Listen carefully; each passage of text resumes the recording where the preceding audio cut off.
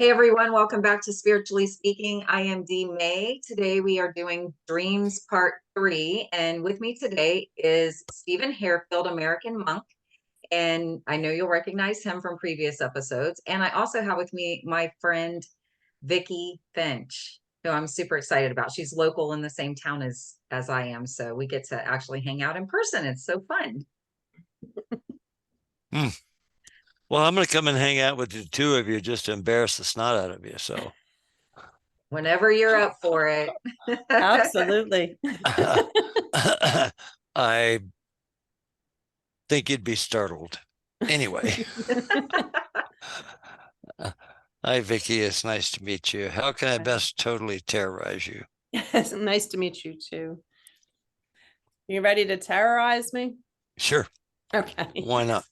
I think there's been some questions. I watched the previous podcast and you did answer a couple of things that I did think about, but there's a few questions. I've had dreams over the years, and some are prophetic and some aren't. And so I've kind of played around with feeling out the energy to them and different approaches to them instead of being horrified by some, But there's some that are mixed with prophetic and then a whole bunch of other things around it. But just one thing will pop up. Like I'll give you an example. I had a friend that I had gone to high school with and haven't spoken to her in years. And I watched this whole dream of her hiding out from people, almost like espionage type of a thing, right? So she's hiding out there trying to find her, and they're forcing her to fly in this man-made like aircraft. And it was all wonky because it was man-made and everything, and she had to go in it and fly it, and she's trying to fly it. And next thing you know, she did crash in it. And then I woke up. So I wrote it down because I was like, it was really weird that this girl was in it. I haven't spoken to her in years. And then the next day she shows up on Facebook and puts a thing out that she flew in a airplane that her friend made. So dreams like that, how sometimes, why does it happen? There's part prophetic, right? Kind of in there.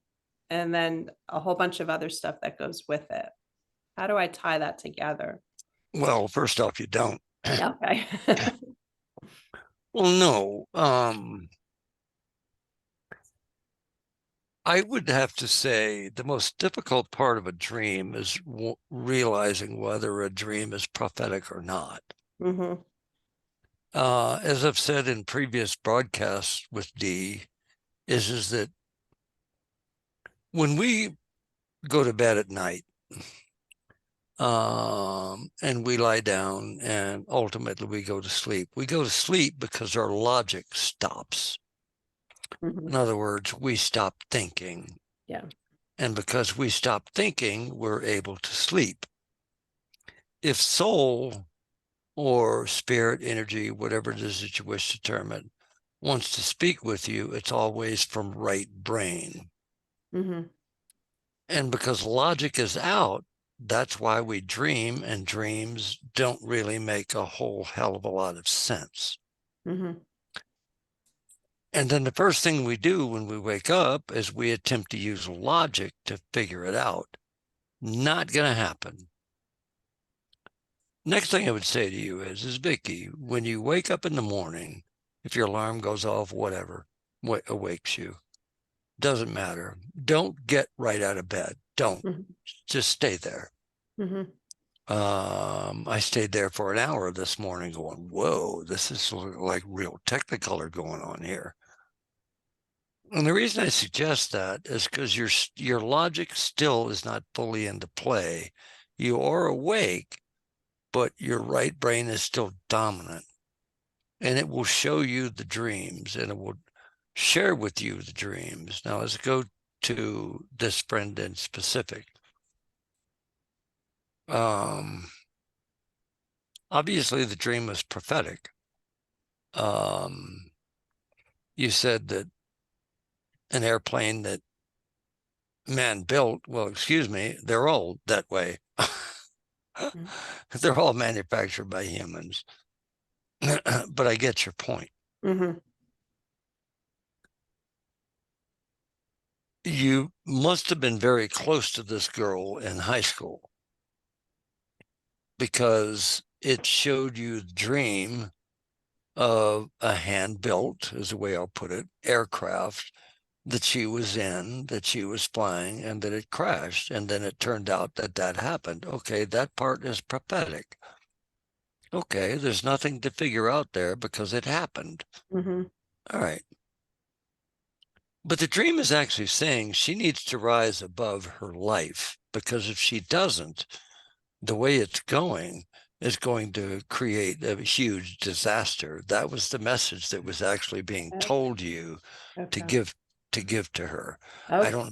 I don't know what the circumstances of her life are, but if she were to sit back and take a look at her life is difficult. Okay. Does that make sense? Yes. Yeah. Cool. I didn't put those two together. Well, So- but that's what I mean about logic. Logic doesn't necessarily do that, Mm-hmm.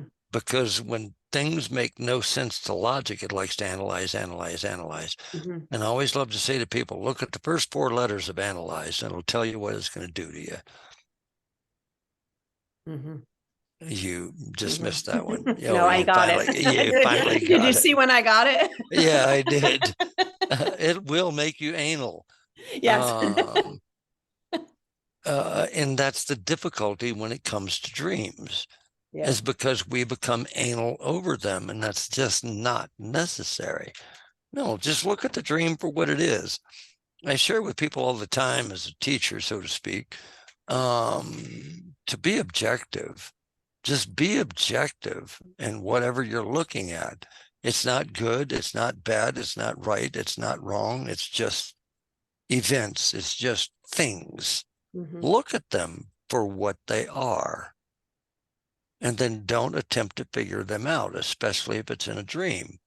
The second you attempt to figure them out, you're screwed. Mm-hmm. It's the old burning bush syndrome, D. We're going to talk about the bush again, huh? No, we're not. I did get Okay. comments from the gal in the Philippines, though. The gal in the Philippines got a kick out of that. So I'm sauntering forth. So I hope that helps in the sense of the dream. It does. It definitely does. Thank you. Okay, sure. I do have one more, unless if I have time to ask about, because there's Sure you do. and it was like the first time that I really had a point on prophetic dream. And it was about my old boss. He was a young kid, and he was dealing with drugs and stuff at the time. He was in recovery. I had a feeling that he was getting ready to fall off. But I had a dream that he had passed away. And I was walking with him in the street, and he basically said, I don't have a will. It was a whole conversation, and that the lawyer would help. And I had this feeling when I saw him, but I didn't know, that was the first time I had that dream, or a dream like that. So I kind of held off. I didn't know how to handle the situation. Like, do I say, hey, I don't know the right words there, what I'm thinking of, what I should have said, but within a couple of days, he committed suicide, and he passed away, and he left a suicide note, and the suicide note, the last sentences were verbatim what he said to me. First thing I'm going to say, yeah. Go ahead. So there's guilt, like I went through a long I was process. just getting ready to say, the first thing is to let go of guilt. Yeah.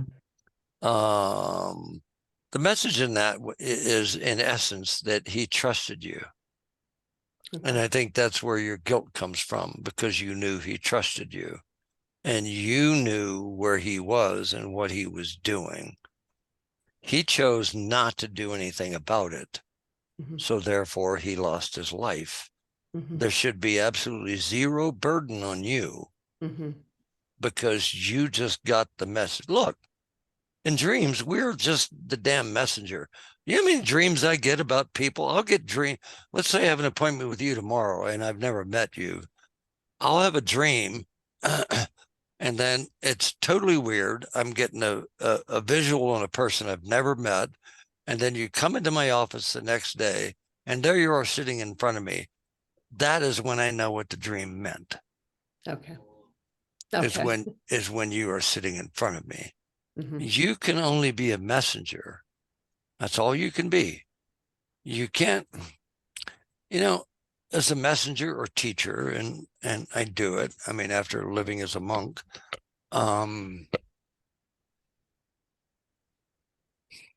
I can only share with you things that you have to open the door to. I can't open the door for you. Mm-hmm. I cannot walk through the door for you. And that's up to you. All I can say is, hey, this is what I saw in a dream. And you're going to look at me like you're a nut. I'm not going to buy that. So when it comes to a dream, all you can do is tell the person you saw it in a dream. The odds are, and here's the trippy part from an intuitive perspective, he would not have heard you anyway, because he didn't hear anybody anyway. Yeah. A good person, extremely insecure with himself, and had taken on more than maybe he should have. Mm-hmm. But the point of fact is, there's nothing you could have done one way or the other. Both of you. In the Eastern world, they have a saying in India that says that we're all allocated a certain number of breaths. And when the last one has been used, there simply are no more. That is unique to every single human being, whether it's a newborn who passes away of SIDS or a cat that passes away of whatever. It doesn't matter. We all have a certain number of breaths that you are going to be able to take. Once you've taken the last one, and I don't care what your age is, I don't care what the circumstances are, it makes no difference. That is just your last breath that you are going to take. And he took his last one based on drugs, and he shortened his life because of drugs. Now, you let go of any level of guilt that you have, because there's not a damn thing you could have done in the first place. Here's the funny part. There's a part of you that knows that, but in your self-talk, you're always giving yourself a bad time because you could have saved him. No, I don't give a hoot what you say, what you do. His time was done. And he was given options, and he did not exercise his options. And he used his last breath. So good for you for seeing it. My suggestion to you is pay very close attention to your dreams. That's where the intuition on every single human is active and alive, is during that dream time. And when you get stuff, even if it doesn't make any sense, believe me when I say to you, I can get the weirdest dreams you could ever even envision. But what I do when they're that weird is I don't think about it. I don't do anything about it. I just remember it. And then what I do is I just watch to see how things and events unfold. And it's amazing. It can be 6 months down the road, and all of a sudden I'm going, I've seen this. I know what's coming. So you don't know when, you only know what. And because logic will get in there to attempt to figure out when and what, it won't figure out anything. But if you just log it mentally, keep it in your mind, pay attention to enough details so it reminds you, and then 6 months down the road, when events start unfolding in this arena, then you can go, I've seen this. And then you follow. And here's the other thing. Follow what you saw. Girlfriend, I'm a combat vet. It's amazing at the number of times I saw events unfold in a dream in a combat zone.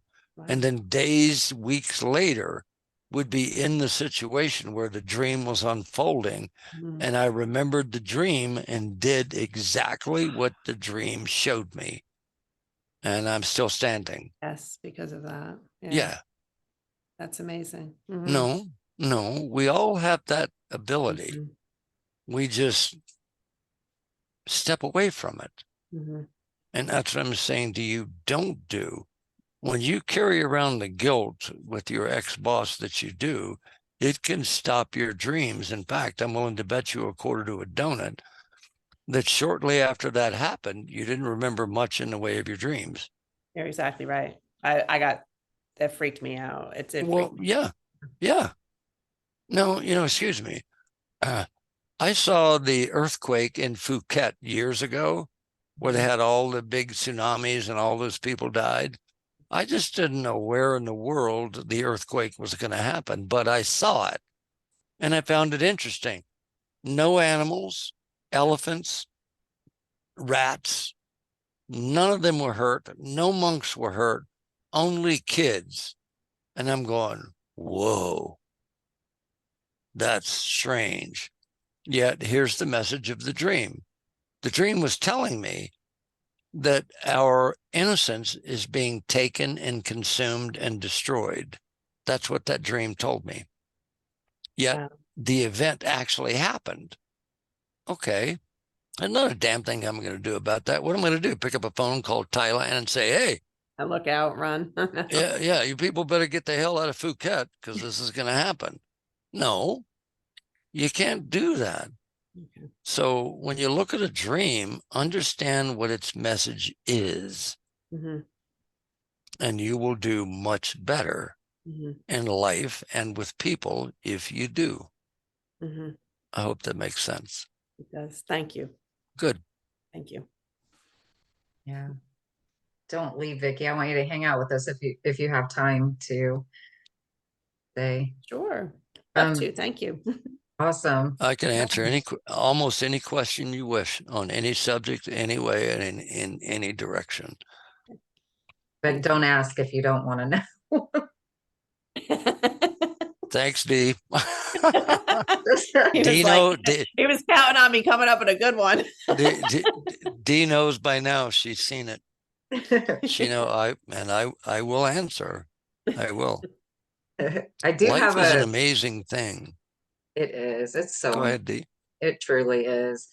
I have a message that was sent to me by Bonnie, who you've answered a question for before, but I wanted to read it to you and get your take on it because I told her I would ask you about it.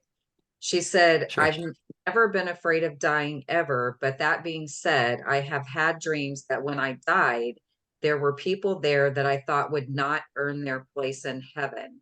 I always thought they would go to hell. I wake up sweating. Yes, it's a recurring dream. Then I think to myself, maybe I didn't make it to heaven and I've gone to hell. I've had this dream for a very long time. And just recently, I was told by a distant family member that the one person is finally up there because he asked for forgiveness. I got cold chills because of my dream. Well, first off, there's no such thing as heaven and hell. There really isn't. Those are supposed locations that just flat don't exist. They actually never have. I was watching I was watching the news one day and they were interviewing a priest. And they asked this priest about hell.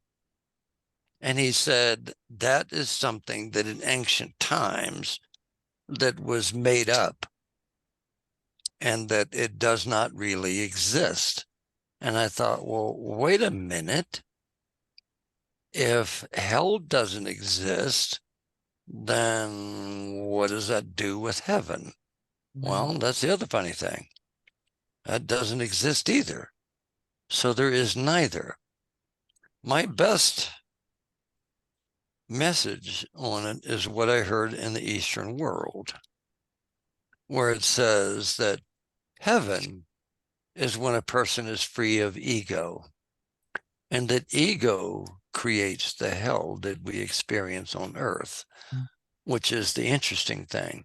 Because if you're going to ever experience heaven or hell, it's in the life that you are already living, not in one that's going to come after. So your friend was mistaken because she believed what religion told her, that this person was going to go to hell. I love to tell people I've walked through hell more than once, and I keep going back, taking water to those that need help. And I laugh in the face of the red horned dude and give him the finger every time, because none of that even exists.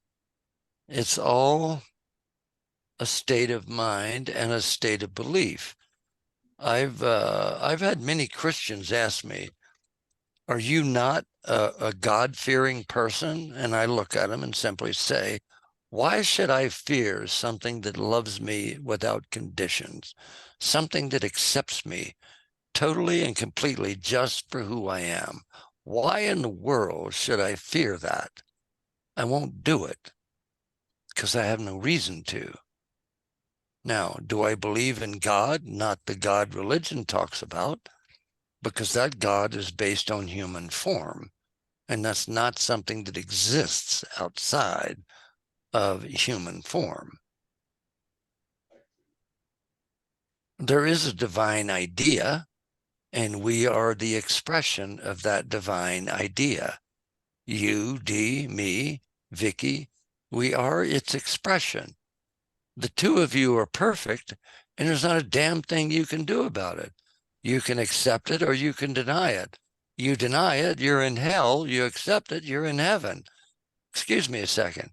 We always figured this thing we refer to as God as the epitome of perfection, do we not? Yes. And if it is the epitome of perfection, how in the hell can it make a mistake? It's not going to. Right. So it expresses you perfectly in the way that you have chosen to express yourself. And the amazing thing is, it embraces you and accepts you totally for you. Here's the funny part. You don't. So there's your hell once again. Right. I don't know why you cannot do that. You know what? I'm perfect, and there's not a damn thing I'm going to attempt to do about it. I'm just going to go along with it and go, well, this is just really cool, and move along. Now, that sounds arrogant as hell, but that's not the point. The point is, we're all divine expressions. When I was going to college at the University of Washington in Seattle, I read a book called Love's Body. And I still remember the author, Hugh O. Brown. And what the book was about was how God decided one day to play hide and go seek with itself. And it blew itself into gazillions of pieces and decided it was going to find its entire self and put itself back together, and that it's still looking. Because each of us are an aspect of that expression. And when you're dreaming, you're coming through that divine side of yourself to express messages to yourself. Not a dream is personal, period. So you see, illusion creates hell, and truth does not. Truth will show you heaven. So if you can't embrace yourself, my suggestion to you is figure out why. Because you're the only one stopping you from doing just that. Yeah. So there you go. That's it. I agree 100%. I haven't believed in heaven and hell concept in a long time. You know, I was raised Pentecostal, so they teach that pretty hardcore, as you know. But yeah, once I figured it Well, out, I was like, I tell people I'm a recovering Catholic, so Even as a kid, I used to get my butt in trouble with the questions I would ask the priests. I bet. No, I did. And I Right. didn't know what I know now, I but bet. they were always amazed that I would ask such a thing. At 10 years old, my dad would get me home and kick my butt. Don't ever ask a priest that again. You're embarrassing me. Well, I don't care. It's good though. Right. And Absolutely. I would get my butt beat harder. So Yeah. Hey, Vicky, I know this isn't on the topic of dreams, Stephen, but I hope you don't mind if Vicky would share about the flowers. Do you mind sharing with Stephen about the flowers? From Like my to grandma. the purple ones? The one- I would yeah. like to get his input. Take. Okay. Sure. I already know where you're going. You're Do you? Go for it. Go for it, though. Okay. So when my grandmother always loved African violets, and I had one from her, and I wound up buying other ones, and I would buy the purple because she always liked the purple ones. And my plants would go through hell. The dogs would knock them over. The kids would pull it down, anything, but it was struggling all the time. But anytime there was a major change that came, that I was waiting for to move forward, anything, a purple African violet would come up. I'd get a purple flower and the change would come. And so I started to make that connection that it was her telling me it's time. And so one time the girls were little, and I went outside, and under the tree there was this purple flower, which I never planted. I planted other colors, but never planted a purple. So this purple flower was there, and my daughter wanted to bring it to her teacher. She's like, Mom, I would love to bring that to her today. I said, okay, you know what? I'm going to let you bring it to her. You bring it to her with love. So she did. And the next day I get up and there's another purple flower in its place. And I thought, and I can't remember the change that I had at that time, but it was something that I was waiting for again. And well, I'm not totally surprised that there was a new purple flower there the next day. First off, let's look at the color purple. Purple is, not being corny, I think one of the neatest books ever written that is the most misunderstood happens to be the Bible. If you take a look, that in the story of the crucifixion of Christ, before they did all this stuff to him, they put him in purple robes. And it says they laughed at him. Well, if you understand metaphor, purple is the color of spiritual consciousness awakening. So that's the first thing I'm going to say to you. Second thing, your grandmother was a pretty neat girl, and she knew her shit. You could probably talk with her just about anything, and she was always right there. And she had an understanding. That's the color purple again. When your daughter wanted to take the purple flower because she loved and enjoyed her teacher so much, Spirit said, great, do it. Here's another one. I like what Buddha said. Buddha said that when you love the flower, you don't pick it, you nurture it. Which means if you love a human, you don't pick them, you nurture them. And it's not that he was saying, don't pick the flower. He was just saying that through the nurturing of it and through the idea of love, it will be returned to you, which is why the purple flower bloomed again the next day. That's beautiful. No, it's just the truth. Truth is a funny thing. It's always beautiful when you can sit back and look at it. But you first have to get by the fact that it's just the truth. There's a lot of truth going on in our world today that most people would prefer to deny. My suggestion is don't. Mm-hmm.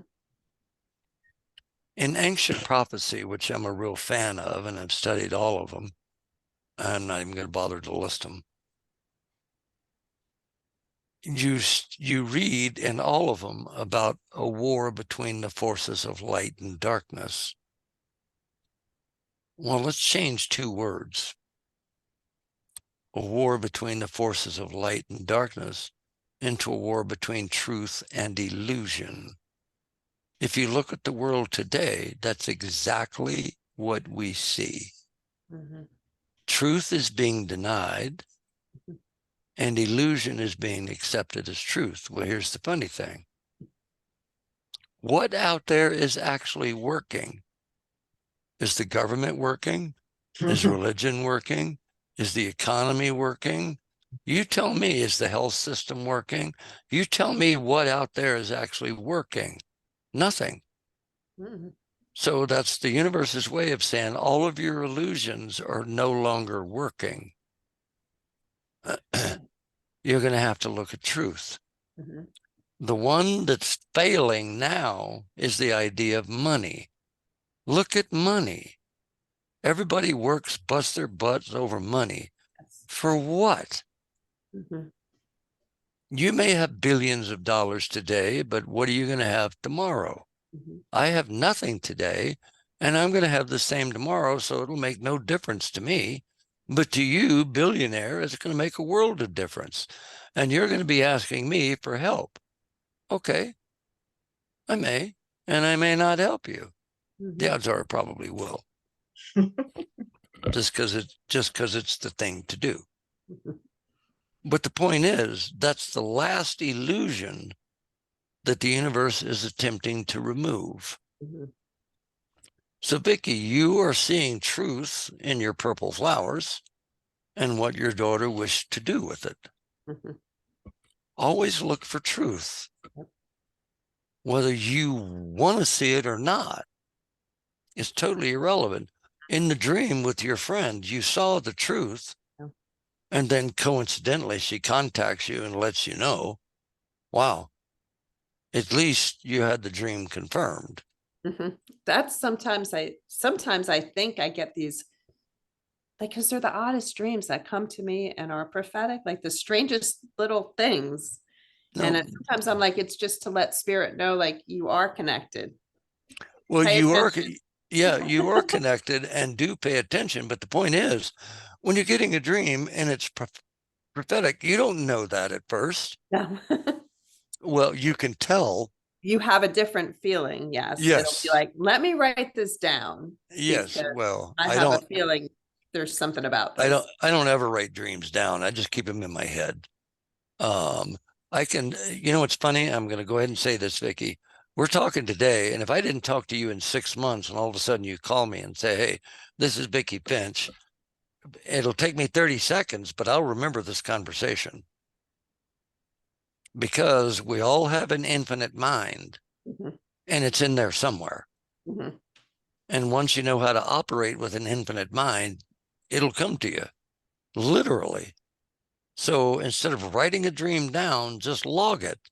Okay. Just put it in your head, because it's there. If you look at your life, every experience you've ever had, all of them from day one up till now, is in your head.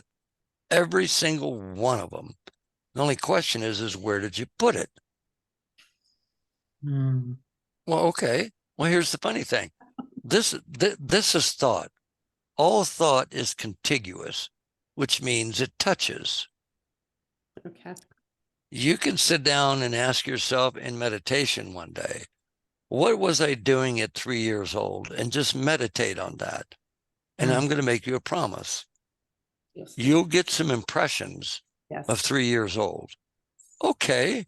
Once you get those impressions, because all of your thoughts are touching, all you have to do is stop right there and go, cool, I remember that. And then everything at 3 years old will unfold. damn near 100% of it. You know, here's a trippy thing. Before I went to Vietnam, I remembered 100% of my childhood, as ugly as it was. Once I left Vietnam, it was like I came in this world as an adult. I didn't remember anything past Vietnam because of all the trauma that I had been through. Absolutely. Okay. It was like I had no childhood at all. And then after becoming a monk, I once again remembered all my childhood too. Okay, what happened? We block things. No. We put things in front of it. We do all sorts of stuff with it. But the fact is, you are a living, breathing, thinking tape recorder. Inside you is every event you've ever experienced in this lifetime. Now, I got another message for you. Inside you, you have every event of every single lifetime you have ever lived in the history of the world is inside you. It is. That's what your DNA is. Your genetic makeup is your book of life, as the book of Revelation calls it. Let those with the ability open the 7 seals. Let me see. 7 seals, 7 seals, 7 seals. Could that be 7 chakras? Well, I'll be damned. You open those 7 chakras and you'll see your entire history. I've done it. I know. The name of And her can teach business is you actually and Chakra Tree. oh, well, there you go. I've taught the meditation to Dee, and she's been playing with it. Oh, I would yes. like that. And But go ahead, Dee.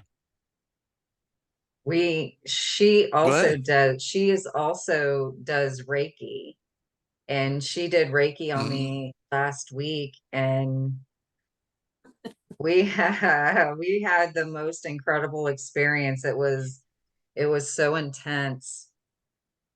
And what was so Well, when people are doing Reiki on you, keep your clothes on. oh, I did. I did.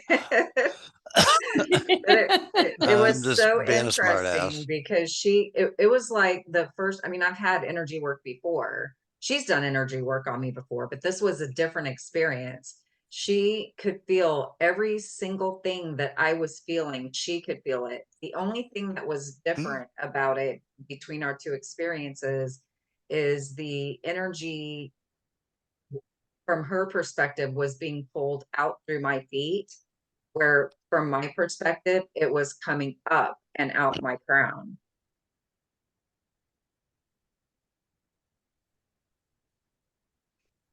Top to bottom, I guess. But that to me would make sense. She opened your crown because she was clearing the muck through your feet. Yeah.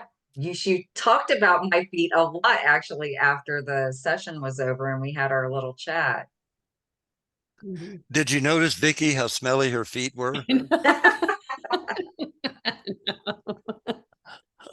That's funny. No. No. You don't notice that. But no, when she was actually freeing you so you could express through your crown. That's what she was doing.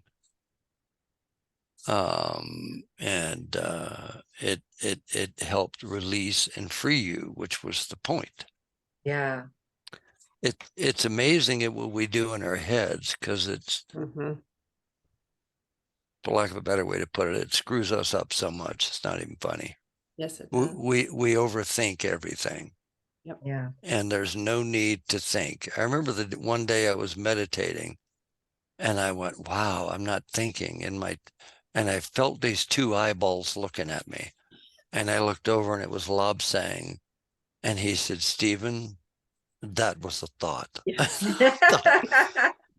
Okay. Yeah, I get it. Yeah, it sure was. Yeah. But it was because I realized I wasn't. And that's probably the first time in my life that I wasn't thinking at all about anything.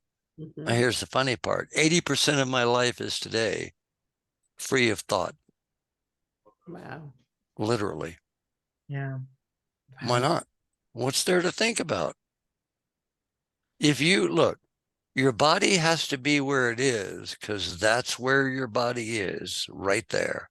I'm Mhm. looking right at Dee's right now. Now I'm looking at Vicky's. There you are, right in the middle of my screen. That's where your body is. Your soul has to be where your body is because your body needs to know if it's on fire, and only the soul is going to tell it. Your feelings have to be where your body is because you need to feel the burn. Mhm. Okay, the only part of the human body that doesn't have to be where the body is right between our ears. And that can be anywhere. No, that's the mistake. Mhm. If there's a mistake. Mhm. A simple stunt, trick, whatever you want to call it, that I was taught as a monk, that is the most difficult thing any human will ever attempt to do. And that's to keep your thoughts right behind your eyeballs. Wherever the eyeballs are looking, that's where your thoughts are. When you're doing Reiki, Vicky, Mhm. you are right there. When you're not doing Reiki, you're just kind of all over the place. I definitely do some damage between the eyes. Yes. Yes, you do. But almost all humans do. But that's what it is, though, is it's only a point of conditioning. Yes. I can remember growing up. Think about it, Stephen. Think about it. Think. What are you doing? Think about it. It's like, oh, crap. And we go through life thinking our way through it. Well, here's the sad part. If you're thinking your way through life, you are not really living. It's the truth. That's the Well, truth. I know that. Mhm. I tell people that I lost my mind once and I never went back and looked for it. And I mean that. And I suggest to anybody, you learn to keep your eyes or your mind and your thoughts right behind your eyes. It is life-changing, I know. literally. Mhm. I'm looking at Vicky right now, so my eyes are on you, so my mind is on you. When it switches to D, my mind is on D, and I could care less about Vicky. You're a figment of my Newton. Yeah. Okay. When you're able, now I'm looking at D. Vicky doesn't exist. But the point of fact is, that's all you can do anyway. Mhm. Vicky, if you're looking at a purple flower, what else should be on your mind? And I use should on purpose. Just the purple flower. I think of my grandma. Okay. All right. But why even do that? I know. Because you know the purple flower reminds you of your grandmother, so there's no need to even think about it. You'll look at a purple flower with great fondness because of your grandma. You don't need to think about that crap. You already It's know. true. That love is there. It's like, Yes, see you that, already go with the emotion. know. Yeah. Which leads me to that one word, know. What is knowing? That's simple. Knowing is knowing something where there's absolutely no question. You Mhm. just know. Yeah. Gee, you can go through life knowing every single thing of every single second of every single day because you just know it. If you know what it is that you're doing. And there's the key. Yeah. And you can only do that if you aren't running around thinking about it. Crap. It's true. Simple. So none of that had a whole lot to do with dreams. So No, it didn't. But I thought it'd be fun. Do you have anything else to share with us about dreams that we need to know? no, not really. Okay. Just don't take them seriously. Yeah, I think we've covered dreams pretty well now. We've done 3 episodes and I haven't had any new questions other than the one Bonnie brought forward. So if I hear Mm-hmm. anything else, of course, I'll ask. Okay. Okay. People can find me very easily at www. I don't like that. Hairfield.com. And that's just like hair on the top of our head with a field on it. Hairfield.com. I'm a very diverse human, and I love working with people and helping them understand life. Yeah. I'm also a teacher about consciousness and living life as a monk. I actually do something called Monk 101. It's how to live as a monk or a monkette. And yes, there are monks, there are monkettes, but they do not make monkeys. And that's true. Yes. Yes. So That's is there very, anything else? I can't think of anything. Vicky, what's on your mind? Yeah, I was Oh, going to I say, don't- she looks like she has something Nothing. percolating in there, doesn't she? Yeah, she does. Spit it All out, right. Vicky. Well, I don't know. There was a lot. I was taking in a lot of that stuff that you were saying. I hope so, because it's all real. It's all It- true. It is. It's It is, you know, that's one of the things that I have really been working on is mindfulness, to be in that moment and not be all over the place and be there. I have an interesting concept for you. Mhm. Instead of working on anything, why not simply allow? Yes. One day, one of my teachers asked me, he said, Stephen, what is it that you seek? And I told him I wanted to be like Jesus. I wanted to be like Buddha. I'd like to impact the world. And he looked at me and laughed and he said, good, you will never achieve it. And I'm going, what? I'm here and I'm not going to do that? And then here's what he said. He said, Stephen, as long as you seek something, it means that you do not have what it is that you seek.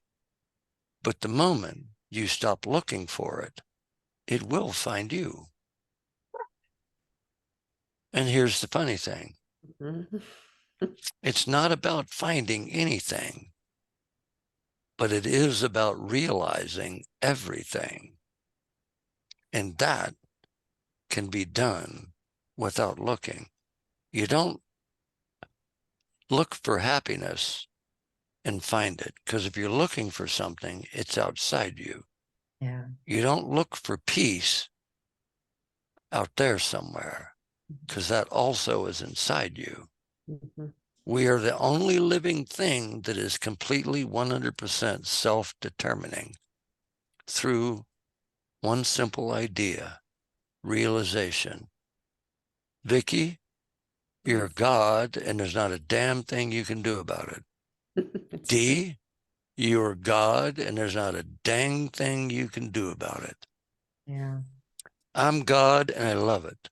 Yeah. And we're all naked under our clothes, which We we don't are. want anybody to know. And we don't want anybody to know that. That's ridiculous. That's how silly life is. It is. But once you realize you're naked under your clothes, you'll realize everything else. Just remember, keep it simple. Yes. It's not complex. Mhm. It really isn't. Right. If you've seen one naked human, you've seen every naked human. It's as simple as that. Yeah. Yep. There's nothing to be shy about. There's nothing to be bashful about. Just simply be who you are, and whatever it is that you're doing at the moment, you're doing it. Yeah. Yeah. Because we're all always going to do the best that we can do in the moment we're in. Mhm. So for you to feel guilt, silly, or foolish after you've done something is ridiculous. Always remember, God put our eyes on the front of our face so we could see where we're going, not where we've been. That's That right. takes a lot of effort. Oh, Yes. All right, guys. Anything else? One more quick thing. I was just thinking that I told you about the dream that I had years ago about having dinner with a lady. And remember me, I emailed you about it. This is the lady that I was talking about. We had lunch together, and it brought back the memory of that dream that I I had years remember. before, and I didn't even know her. So I don't know what's going to happen next, but something. why does it even matter what's going to happen next? Well, 'cause of Why the- don't you two just become friends and get to know each other and then see where it goes? Yeah, we But what's going to happen next is a waste of time, Mhm. because whatever's going to happen next is going to happen with you or without you. It doesn't matter. yeah, Make sense? it does. Yes, I remember the dream quite well. And Mhm. you two have a soul connection. And I just laid a bomb on you, so I'll let you two figure it out. Okay. A little more. But here's the funny thing. Yeah. You both know that. You just don't know where. Here's the Mhm. funny thing. I do. Oh, I know it's not fair that you don't share Stephen Hairfield. I am not it. No. I'm doing you two a favor. Oh, Once you two figure it out, it'll have much more of a significant meaning than if I tell you.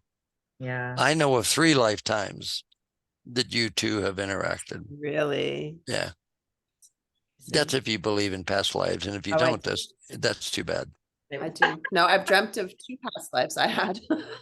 You dream what? Twice? Actually, I've dreamt of, maybe you can help me with that one. Go ahead. I had a dream through my eyes. I was in a circle, right? It was, and there was like a fire. So it was almost like a ceremony. And I was sitting amongst a group of women. This is one of your lifetimes. Yeah. I don't know Yeah. what I was doing. And we were drinking well, out of a cup gee, and passing it. And I don't know. that's too bad. You're gonna help me. It was a dream about one of your lifetimes with D. If you Really? think about that circle, if you look around that circle, if you remember the dream that well, you will see her eyes. Really? Yes. All right. I'm gonna think about that Yes. because it's supposed to be in here, right? Yeah. I'm telling you definitely. I can tell you what was in the cup though. What? Ayahuasca. Ayahuasca? Yeah. Really? Yes. Huh. Yes. That gives you a Long time ago. location. That gives you a location now. Maybe. Costa Rica? Oh, we're getting closer. Well, Quit guessing.